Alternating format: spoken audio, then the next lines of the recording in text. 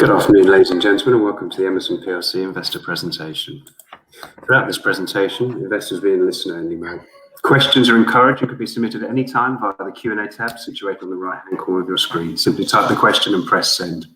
The company may not be in a position to answer every question received during the meeting itself. However, the company review all questions submitted today and publish responses where it's appropriate to do so. These will be available via your Investor Meet Company dashboard. I'd also like to remind you that this presentation is being recorded. Before we begin, we'd like to submit the following poll.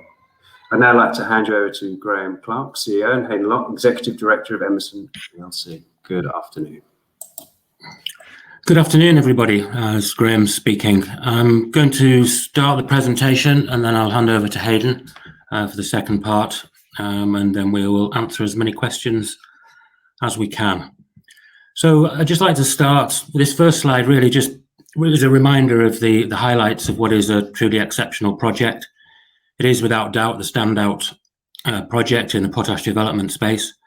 And the company's been saying that for some time. I completely, support that view, and that's based on my experience, both of running a potash mine, one of the most difficult potash mines, previously when I was at Cleveland Potash working for ICL, and then also my experience of developing a project, taking it from a vision through to a construction. And all of my experience aligns to this project being truly outstanding. So the 1.1 billion post-tax NPV, that's based on a potash price of $360 a ton, and Hayden will cover off some aspects of the market which would really get us believing that the price is going to go substantially higher than that going forwards. That's a reasonably conservative price assumption. We're going to produce 700,000 tons of MOP, and I'll come on in the next couple of slides and talk about the potential to actually build on that and turn this into a multi-nutrient fertilizer business and really put us out there as the only sort of smallish independent producer to be able to get into that space. Morocco, first-rate jurisdiction for development of a project, and the geography is excellent. And those are two of the features that feed into the economics of this project standing out as they do. The government, the authorities in Morocco encouraging foreign direct investment, supporting projects, offering the tax breaks and very low royalties. And the geography is really what gives us the low cost operation once we get into operations. And that's basically the logistical advantage of going from the port of Casablanca to any of the main markets around the world. And the difference that we have between the likes of the Canadian producers and the Russian producers, who have very high costs just to get to a port. We're very cheap, and we're something in the region of $70 to $80 a ton less just on the logistics costs of the main producers that are already out there. And the capex, only $411 million to get into operations. And it's a low number in comparison to other projects. But I think one of the key aspects of this, and the reason it is low, is that we are accessing the deposit via two declines. But it's not only low cost because of that, it's also low risk. We don't have the high risk of sinking deep shafts. There's no aquifers to deal with. The geology is very favorable. And that means that we can get into operations with a low capex cost. And then with the logistical benefits, because of the location, we have very low operating costs, which put us right down at the bottom of the cost curve. Just now to talk about a couple of the potential add-ons, the upside to this project, substantial upside. SOP production, we have done a scoping study on SOP based on that being produced at the port of Jorf Lasfar in northern Morocco. That really is the ideal site for SOP production. It's got Africa's largest sulfuric acid plant located at the port. So sulfuric acid is a requisite to actually convert MOP into SOP. And also there is an outlet for the hydrochloric acid, which results from the process. And that's often one of the issues with the conversion of MOP to SOP is actually getting rid of the byproducts created in that process. So standalone, the SOP project would add 100 million to the NPV, and that actually puts us then in a position where we have even greater strategic advantage. We become a multi-nutrient fertilizer producer. One of the other potential expansions of the project, we have assumed in the feasibility study, as I'm sure you're aware, that we will sell 1 million tonnes of salt, de-icing quality salt, to the northeastern seaboard of the United States. But we have the opportunity, we have the potential to produce around 4 million tonnes of de-icing quality salt. And this is something that we're looking at, is expanding on the 1 million tonne base case. There's a very large market in the northeast seaboard, around 8 to 10 million tonnes per year used for de-icing purposes. A lot of that is imported currently. And with our low cost, and again, the port of Casablanca, we can ship very cheaply to the northeast of America and sell 2 to 3 million tonnes potentially into that market. And if we can do that, obviously those byproduct credits go straight to the bottom line and would put us right down at the very bottom of the potash cost curve. Just talking a little bit now about 2021 and the key objectives. Kept it fairly simple here. There's a lot more work than these 4 bullet points to achieve to get us to where we want to be. But these are really the key elements of where we need to get to by the end of this year. We need to get the main permits in place, which is the mining license and the environmental permit. Both of those are well underway, and we've been saying that we'll get those in the first half of this year. We genuinely believe it will be early in the first half of this year. And then that will put us in the position where we're permitted, we've got the main permits in place, and we're able to proceed. We've been spending a lot of time talking to potential strategic partners and cornerstone investors, and we need to pull 1, maybe 2 into play, and that will be an important part of funding and getting us through so that we're funded to get into construction. There's some very positive conversations being going on with regard to the strategic partners. We need to have the debt finance in place. Our advisor, Adrian Sender, has been working very hard on that, and again, that process is moving along very well, very positively, and we're very confident that we will get that all tied together and pull in the debt and the equity alongside that, so that we have that in place at the beginning of Q3 of this year. And the aim then is that we're able to start early construction works prior to the end of the year. I think that is quite an aggressive target, but we're confident. The team are working very hard to make sure that we're in a position to achieve that before the end of this year. And I'll hand over now to Hayden, who will go through the next few slides. Thanks, Graham. So I want to talk a little bit about the equity valuation that we're currently receiving for Emerson, because I think I echo Graham's remarks about this project being one of the standout mining projects that I've been associated with and seen in my career in terms of its economic metrics. It really is an absolutely outstanding project, and our valuation to date, as I'm sure many of our investors would be aware, has not reflected anywhere near the quality of this asset. This slide is just showing a little bit of a universe of a variety of different companies operating in different commodities and seeing the range in valuations as a percentage of their NPV.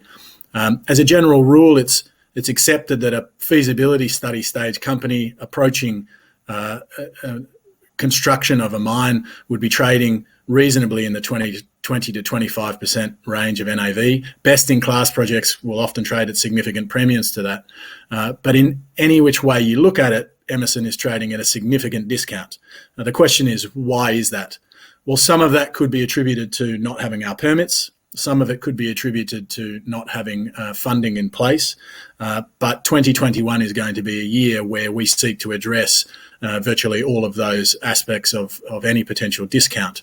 And so then really we come to the potash market itself. Potash, like many other commodities, has been under pressure for several years, and that looks like it's starting to change. But in order to give some context on that, I'd like to take a step back and learn a few lessons from what happened to potash in 2008. Late 2007, there was a small private company, latter to be called Intrepid Potash, preparing to list on the New York Stock Exchange. In early April 2008, with a forecast production of approximately 800,000 tonnes of potash and an EBITDA of 48 million, it listed with a valuation of $2.3 billion, equivalent to 40 times EV/EBITDA. At the end of its first day of trade, it closed at $3.7 billion. Now, obviously, that's a very interesting price point for us and an interesting marker for us, because our project is very comparable to that in terms of scale, but obviously significantly better than that in terms of forecast EBITDA. Fast forward 2 years and you get to BHP, one of the world's largest mining companies, bidding a hostile takeover bid for Potash Corp of Saskatchewan, valuing the company at $40 billion. Now, the big question is, why was there so much interest in potash during this 2 year period? And there were several other transactions that occurred during this period. And the big answer is that the crop prices driving potash consumption, predominantly grains, corn, soybeans and wheat, had gone through one of the biggest bull runs of their history.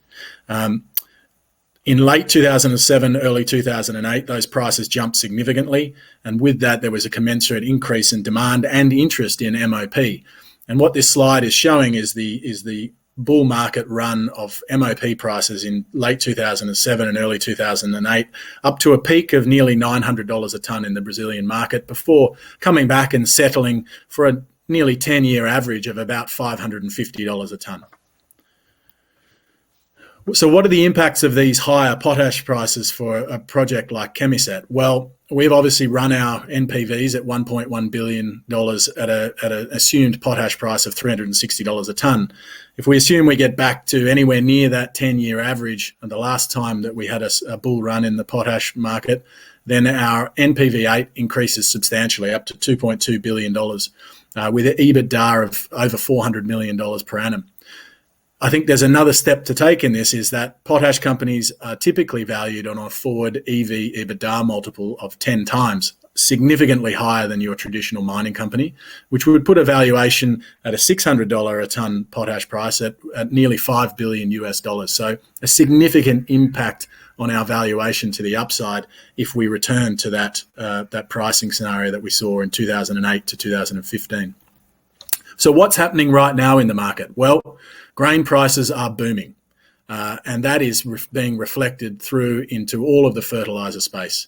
So wheat is up significantly, corn and soybeans both approaching prices that we haven't seen since 2007, 2008, an incredibly bullish signal for the market.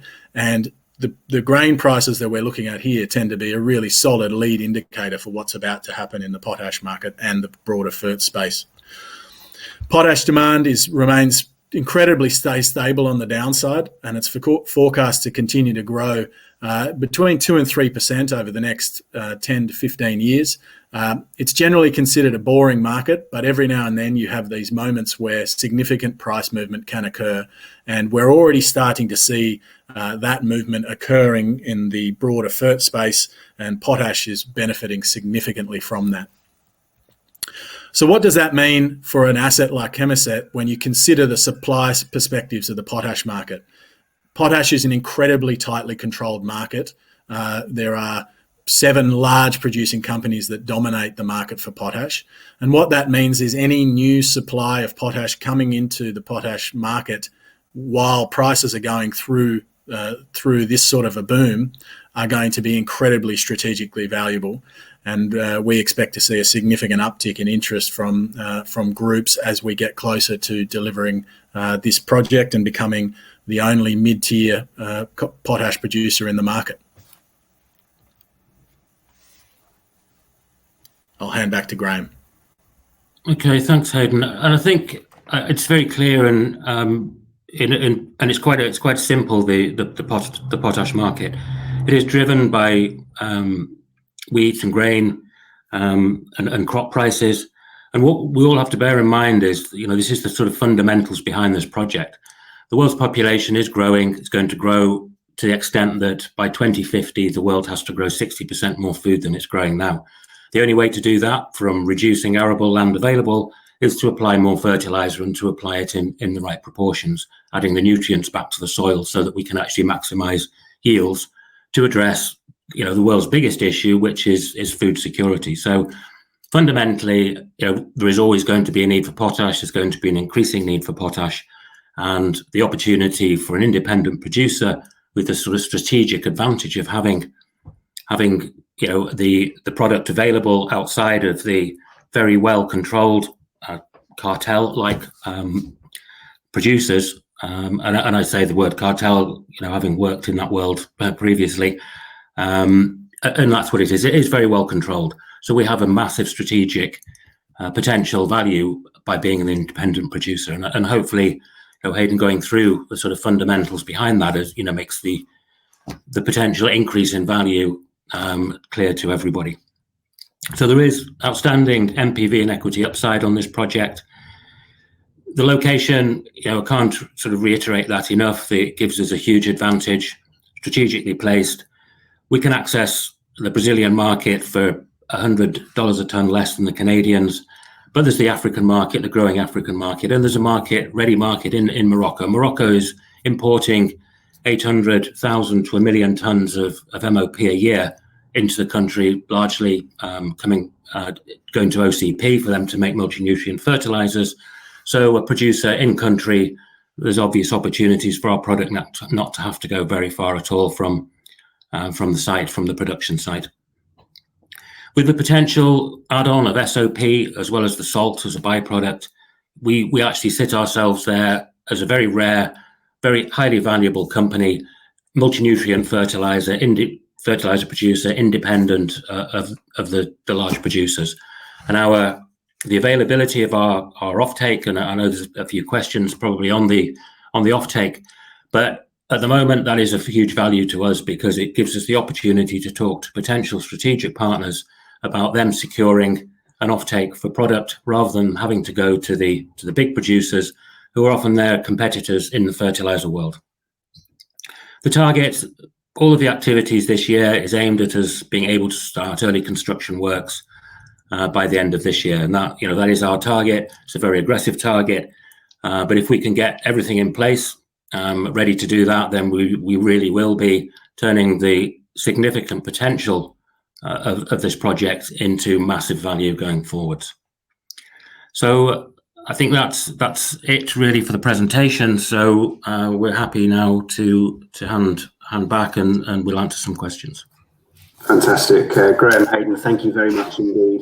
Ladies and gentlemen, do please continue to submit your questions using the Q&A tab situated in the top right-hand corner of the screen. But just while the company take a few moments to review those investor questions submitted today, I'd like to remind you that recording this presentation, along with a copy of the slides and the published Q&A, can be accessed via your investor dashboard on the Investor Meet Company platform. Lastly, before I hand back to Graham and Hayden, I'd like to remind you your feedback is important to the company. Immediately after the presentation has ended, you'll be redirected for the opportunity to provide feedback in order the company can better understand your views and expectations. Graham, Hayden, perhaps before we look at the questions submitted during the presentation today, we could turn to a few of the questions we had pre-submitted by investors ahead of the meeting today. Perhaps if I could start with the first one here. What are your views on debt, the reliability of conventional lenders and crowdfunding? Well, I think we've had very, very strong interest from conventional lenders through the debt process, and we've in the last few weeks we've had a lot of conversations arranged by our advisor with potential lead banks to take us through that process. So we're very encouraged and very positive about the response and the interest that we're getting from the sort of conventional approach to that. With regard to crowdfunding, I think I'm right in saying that Donald Trump used that fairly recently to try and fund some spurious legal claims. So I'd rather not be associated with that as a sort of fundraising method at this time. Fantastic, thank you, Graham. And the next question we have here, do you anticipate having to raise funds through any form which dilutes existing shareholders? And at what price would you consider doing this or not doing this? Well, I think it's clear we are going to have to raise equity to complete the funding for the project. There will be a split between equity and debt, so we will have to raise equity. And the price will be driven by various factors, and that depends on timing often as well. But what I would like to say is that we've been having discussions with potential strategic investors, and those discussions have been centered around them investing at a premium to the share price. So that is our drive. We will always try to retain as much value as we possibly can. But at the end of the day, this project has no value if it doesn't get built. So we have to focus on getting to the end game of actually realizing the full value by getting into construction and subsequently into operations. Fantastic, thank you, Graham. The next question we've got here has got 3 parts to it. Okay, so on a scale of 1 to 5, 5 being high, what would you rate the following of happening in the next 6 months? The first one is licenses requested issued. Second is offtake contract being signed sufficient to raise required development funding. And the third part is any deficit funding required being met by a lender at market competitive rate. Well, I won't split those out and score them individually, but we're very confident there's a high chance of all of those, of achieving all of those. That is our target, and the team is really committed and working very hard to make sure that we achieve all of those. Those are fundamental to us getting to our target of being able to commence construction at the end of this year.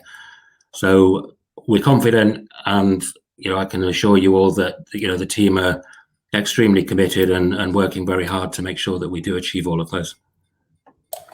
Fantastic. And the final pre-submitted question we've got, and I know you've sort of touched on this as we've gone through, and I can see a few questions come through as well, is do you anticipate the offtake agreement will form the major part of our CapEx requirements?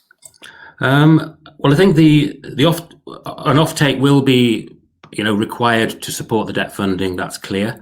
I think I did comment during the presentation that we're holding back on going out and signing an offtake. We know that we can do that relatively easily. We have interested parties in committing to taking our product, but at the moment it really is a trump card in ongoing discussions with potential strategic partners and investors, because if we get a strategic coming in who's interested in our product, then that gives us leverage and power in those discussions. So we're keeping it to one side at the moment until we go through the process with potential strategics. But ultimately, we will, in that case, obviously it has equity attached to it, and investment attached to it. If we need to, then we will be able to sign offtakes to support the debt funding if we don't successfully go into a partnership with a strategic who wants the product. Great, thank you. That concludes the pre-submitted questions, and I know we haven't given you a great amount of time to look at the questions submitted during the live event today. But Hayden, perhaps if I could hand back to you, if I could ask you just to read out who the questions from and the question itself were applicable to do so, that'd be great. Thank you. Sure. Thank you. Thanks everyone for submitting these questions. I'll work through some of them have already been answered by Graham, so I'll work through and just answer the ones that we haven't answered. First question, roughly what proportion of CapEx do you expect to be able to raise through debt? High IRR projects that can usually attract 80+% debt. Is it achievable here? I think the way to answer this question is potash is not a hedgeable commodity, and so the amount of debt that we will be able to get on this project will be driven by, at least in some part, by the pricing assumptions used by the banks.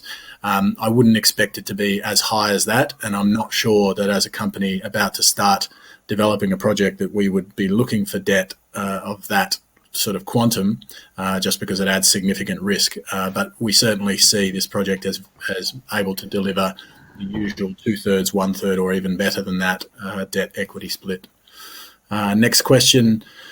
In relation to finance within reason, is it almost certain that finance is assured for the project? Is it just a matter of choosing the best practice? Well, nothing's assured, and we still have a lot of work to do, but the team that we have in place is exceptional, and so I think that gives us an outstanding chance of getting this debt financing package done during the course of 2021. Next question, is there more than one company offering finance? If there is, how many potential offers?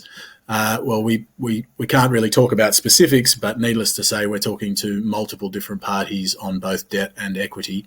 And so we have plenty of options available to us, and we will be trying our hardest to get the best possible outcome for our shareholders. Next question, what do you view as the greatest risk to your strategy moving forward? I might answer this from my perspective and then I'll ask Graham to comment. At this stage, the biggest risk that I see is financing risk, and we are very focused on that as a company in terms of addressing that financing risk this year. We've got a great team, as I said, in place, and we have had some very good engagement both on the debt and the equity side. So it's a risk that we're focused on reducing over the course of this year. I think just to add to that, I mean, I would agree the financing, obviously, until we have it in place, there's risk we won't. We are very confident that we will do that. I think in terms of taking the project forward, otherwise permitting, we will secure the permitting in the first part of this year. There's no doubt about that. I think I commented earlier on that from a construction point of view, accessing a mine via 2 declines, 3-kilometre long declines, largely driven through salt using conventional methodology, no aquifers to go through. That is low risk in comparison to developing a mine with shafts, deeper shafts and aquifers to deal with. Typically that would cost $1 billion. Our declines will cost $30 to $40 million to drive. So, it isn't without risk. Obviously, no mining development is ever without risk, and you can't remove all risk, but it is very low risk in comparison to a lot of other projects. And I see our relationships with the authorities in Morocco are excellent. So I see that we get the funding in place, then we've just got to deliver it, and that's a matter of having the right people on the ground to drive the construction and get into operations. Thanks, Graham. I think we have time for one last question, and I apologise that there's a lot of questions that we won't have a chance to answer. I've just worked down the list in order. So the last question is, are you concerned that by the very large amount of potash that will come on to the market when the BHP Jansen project comes online? It's an interesting question. I think it's something of a red herring, considering I've been in the potash industry now for seven or 8 years, and every year BHP's Jansen project was due to come into construction and production the following year or within 2 years of that date. So yes, BHP's Jansen project will potentially be built at some point, probably not for the next decade. BHP is a very slow moving beast, and so will it impact us as a company in the next 2 to 4 years when we're in our period of getting into production? We don't think it's likely, and by the time they do get into production, the world's market will have grown enough to accept that new supply. So not really an issue for us. It's more of market noise that we think confuses investors about the underlying potash story.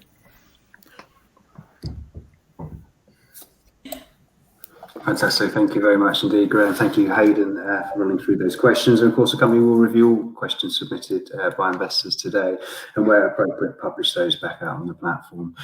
Just before we close, Graham, perhaps I could just ask you just for a few last words, just to wrap up, if possible, please.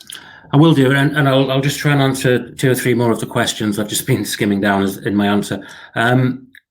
We've continued to make excellent progress on this project. We are doing that in the midst of the pandemic. It hasn't slowed us down specifically. It has stopped me getting out to Morocco, unfortunately. As soon as the ban on UK travel is lifted, I'll be out there, as will other members of the team. So, we're confident that we can continue in the face of that. It's just another challenge to meet, and drive this project forward. And, hopefully in, going through the market that really is the driver behind the ultimate value of the project, and the fundamentals, it really is a standout project. There's a great team working on this. I've had the pleasure of joining Hayden and the rest of the team in the middle of last year. It's a breath of fresh air for me to be with a group of people who are committed, and have all of the right intentions and the right approach. There's no arrogance about anybody involved in this project. It's a great team who want to deliver the project in the right way and generate, the maximum value that we can for all of the stakeholders involved. So I hope you've enjoyed the presentation, and apologies we've not managed to answer all the questions. We will post answers to those subsequently. And I just ask for your continued interest in the project and support, and confidence in the team to deliver this project as we've said we will. Thank you very much. Thank you, Graham. Thank you, Hayden, for updating investors today. Can I ask investors not to close the session? You should be automatically redirected for the opportunity to provide your feedback. If you've accessed this meeting from our website, the feedback page will appear in front of you. If you've accessed it via the link sent in the email, you'll be asked to log in to submit your feedback, which we do kindly ask you to do. On behalf of Emerson PLC, I'd like to thank you for attending today's presentation. Thank you indeed, and that concludes the session. Good evening.